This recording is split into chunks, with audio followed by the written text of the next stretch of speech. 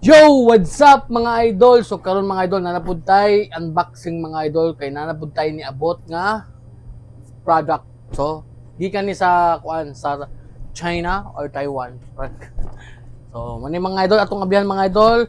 So dili ni sponsor mga idol, ako ni gipalit mga idol. So sa Lazada na ako ni gipalit mga idol. Kuan ni siya mga idol kanang tawag gani kanang stencil. Thermal stencil, tattoo transfer, 100 pieces mga idol. So atong tanawon mga idol kung legit, no? So napalit na ako siya worth kuan mga idol. Pila ka to niya nakalimot ko. 662 mga idol. 662. So atong ablan mga idol kung legit pag yun eh. Kasi gilad-ilad ra ko niya. So atong ablan mga idol.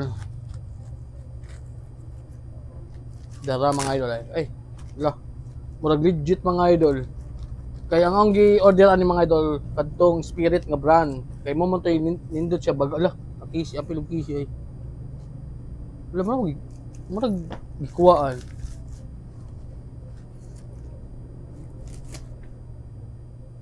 so kuan na siya mga idol no siguro mga 5 days sikat pag-order na ako mga idol ngabot na siya so mo ni legit gid mga idol ay uy ini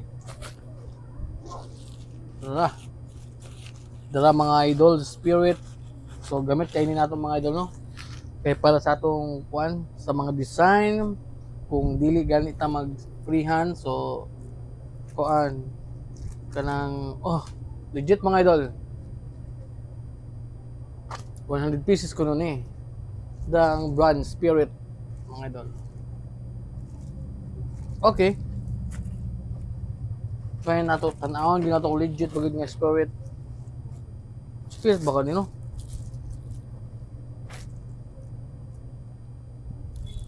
Wala may nakabutang nga kuan mga idol.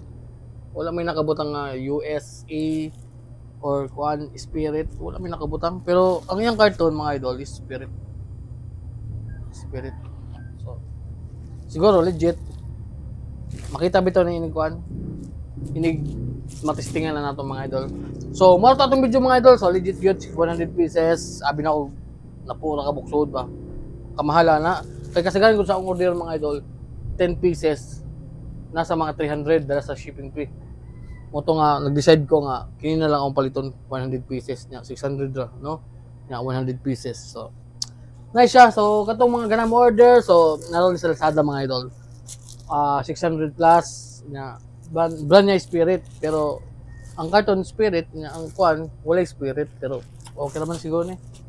So mo to mga idol, God bless and see you on the next video.